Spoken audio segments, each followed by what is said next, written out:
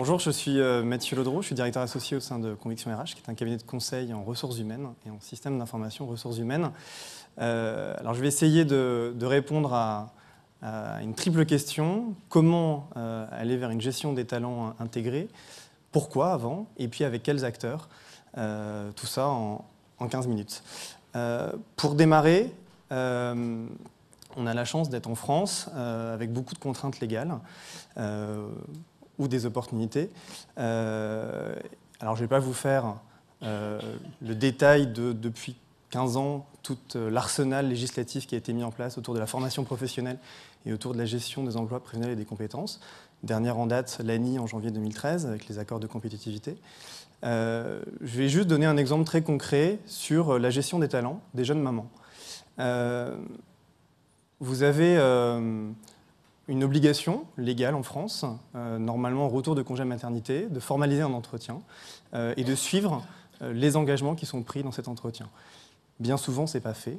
Ça peut conduire à un acte de rupture de la part de la jeune maman, qui peut être qualifié comme derrière un licenciement. Ça, c'est le contexte franco-français. Je vais traverser l'Atlantique, je vais aller chez Google. Google qui a fait le choix de financer 5 mois rémunérés à 100% le congé maternité dans l'ensemble des pays où Google est présent. Alors vous allez me dire, facile chez Google, ils ont de l'argent, ils peuvent se permettre de financer ce type de mesures. Moi, je vais le tourner un petit peu différemment. Je pense que Google calcule, ils font beaucoup d'algorithmes, et Google s'est rendu compte qu'en finançant et en conciliant finalement vie perso et vie professionnelle, ils ont réussi à réduire de 50% le turnover des jeunes mamans. Donc, voilà comment positionner contrainte ou opportunité. Et finalement, j'ai retenu un chiffre ce matin, 50% des dirigeants passent moins de 2 jours sur la gestion des talents en France. Donc il y a une vraie question à se poser sur finalement comment vendre une vraie gestion des talents à sa direction générale. Si la direction générale n'est pas le premier sponsor, ça ne marchera jamais. Si on revient au niveau international, étude du BCG, qui date déjà d'il y a 2 ans, qui présente l'évolution de la pénurie des talents sur les 2 prochaines décennies. Vous voyez la France, on est complètement rouge, 2010-2020, on sera en orange 2020-2030. Je crois qu'aujourd'hui, il n'y a plus de débat sur la nécessité d'avoir une gestion du talent dans les entreprises pour répondre à 4 enjeux. Bien sûr, d'avoir une vision stratégique de comment l'entreprise va se développer, quelles sont les compétences qu'elle aura besoin de demain, bien sûr de connaître les forces, de connaître les compétences de ses collaborateurs, de développer l'employabilité des collaborateurs. C'est une mission aujourd'hui que l'entreprise doit avoir dans sa responsabilité sociétale. Et puis bien sûr maîtriser le turnover, qui est le 4e enjeu auquel on doit répondre. Alors ce qu'on a vu également ce matin dans les chiffres, et je ne m'étais pas coordonné, 1/3 des entreprises n'ont pas aujourd'hui initié de gestion des talents. C'est la première brique. Donc les talents remontent naturellement. Les 2 autres tiers se répartissent soit dans des organisations où il y a des process, il y a une organisation qui est en place, mais il y a un manque d'animation et c'est au talent finalement d'être réellement acteur de sa carrière.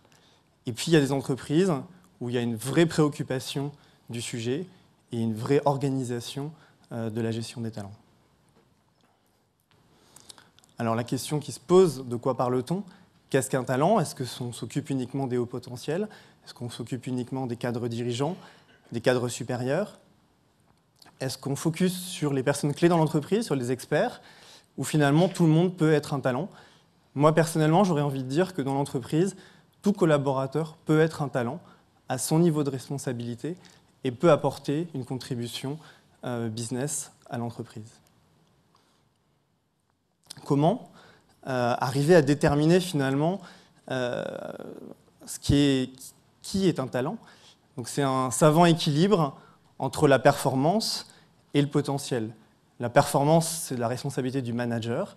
C'est au manager d'évaluer au quotidien la performance de ses collaborateurs.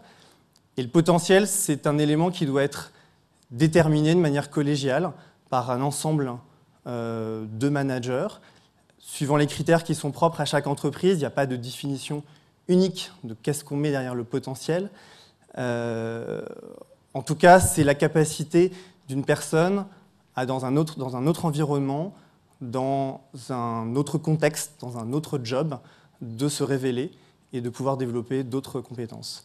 Tout ça pour réunir, dans ce qu'on appelle une 9-box, dans une matrice des potentiels, le croisement performance et potentiel, pour pouvoir justement se préoccuper des personnes en haut à droite, ce qu'on appelle le carré d'or, et puis la ceinture d'argent, où on va effectivement se préoccuper avant tout de ses collaborateurs. Alors la question qui peut être posée, quid des autres? Les autres collaborateurs méritent aussi des programmes de développement. Tout le monde n'a pas forcément l'envie, la motivation de progresser au même rythme. Chacun a le droit d'avoir sa propre gestion de carrière. Et ça, c'est un autre message fort que je voulais partager avec vous. Chaque collaborateur doit être considéré de manière différenciée. Chacun est unique. Il n'y a pas une gestion des talents. Il y a plusieurs gestions des talents qui s'appliquent à chaque collaborateur. Alors tout ça, bien sûr, marche bien quand on a des beaux processus. Je suis consultant, donc c'est facile de le dire. Il n'y a pas que ça, effectivement, pour qu'une gestion de talent fonctionne. Il y a une animation d'une gestion des talents qui doit effectivement se reposer avant tout sur le manager, que moi j'aime appeler le développeur RH. Et non pas le RH, parce que souvent il y a confusion avec l'administratif RH qu'on veut décentraliser, déléguer au manager. Non, bien développeur RH, la personne qui va être en charge de développer son équipe, développer ses collaborateurs, la personne qui ne va pas se concentrer uniquement sur la performance de son équipe au quotidien, mais qui va avoir cette capacité à jouer le collectif pour l'ensemble de l'entreprise, de ne pas garder les performeurs, de ne pas laisser les sous-performeurs partir dans d'autres équipes, mais bien de partager, parce que de toute façon, le collaborateur, il gérera à un moment donné tout seul sa carrière, et peut-être ailleurs dans l'entreprise. Bien sûr, le collaborateur, je viens de le dire, il est acteur, il est responsable de son projet professionnel, sinon ça ne peut pas marcher.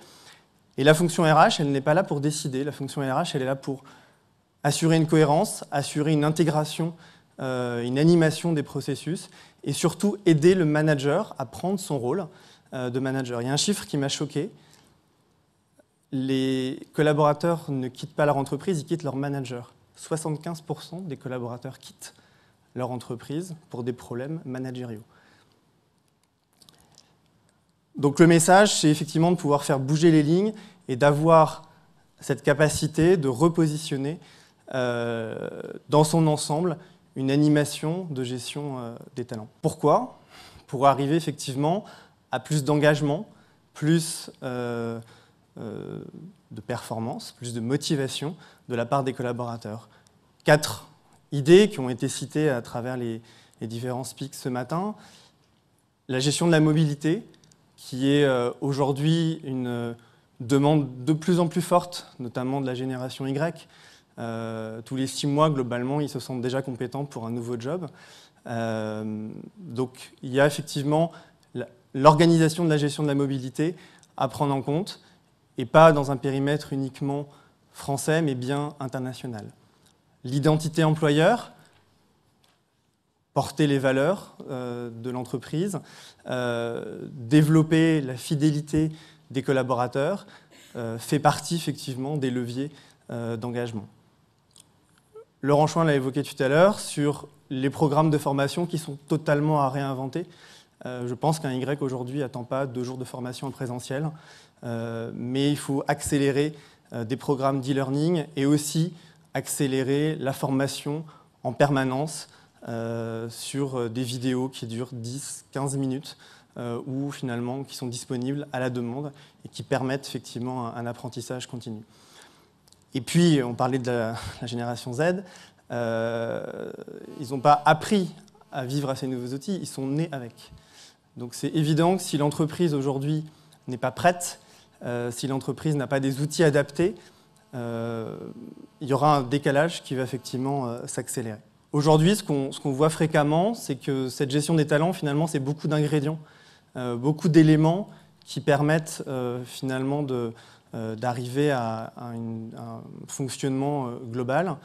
On a la gestion de la mobilité, on a la gestion de la formation, on a la partie rémunération qui est effectivement souvent cloisonnée, déconnectée des fois des people reviews, des fois même de l'entretien de performance. La vision de demain, c'est une véritable gestion intégrée des talents. On va avoir des processus interconnectés, ça veut dire une organisation de la fonction RH qui doit être également repensée, des acteurs qui travaillent en étroite collaboration, qui ont une véritable vision transverse, et puis une fonction RH qui est totalement alignée avec le business de l'entreprise et qui prend en compte, bien entendu, les besoins individuels des collaborateurs, mais c'est un savant mélange entre de l'individu et du collectif. Pour résumer, j'ai listé 4 clés pour réussir sa gestion des talents intégrés. Le premier point, c'est évidemment d'ancrer la gestion des talents avec la stratégie business de l'entreprise. Ça ne pourra pas marcher autrement. S'il n'y a pas aujourd'hui des convictions fortes au plus haut niveau de l'entreprise, ça ne pourra pas marcher. On peut effectivement parler aujourd'hui de modèles collaboratifs dans les entreprises. Hier, on parlait de modèle matriciel. Le mode hiérarchique, quand même, aujourd'hui en France, c'est quand même toujours celui qui prédomine. Et si, effectivement, aujourd'hui, vous n'avez pas une véritable aspiration des COMEX, des comités de direction, à aller vers une gestion des talents, ça ne pourra pas marcher. Le deuxième point, c'est le manager. Il est aux clés du dispositif. Vous pouvez mettre les plus beaux outils, les plus beaux processus du monde. Si vous n'avez pas des managers qui supportent, qui ont compris ce qu'était le potentiel, qui ont cette capacité à identifier un potentiel de collaborateurs, qui jouent le collectif, ça ne pourra pas non plus marcher. Je viens de l'évoquer, cette intégration forte entre l'ensemble des processus développement RH au sens large, et j'intègre la partie rewards. Et enfin, d'avoir effectivement des outils qui supportent, des outils qui soient simples, qui soient ergonomiques, qui soient intégrés, collaboratifs et qui soient finalement le support pour le manager pour pouvoir piloter cette gestion intégrée des talents. Voilà, j'ai réussi à faire moins de 14 minutes. Ouais, surpris. Bravo. Beaucoup de questions.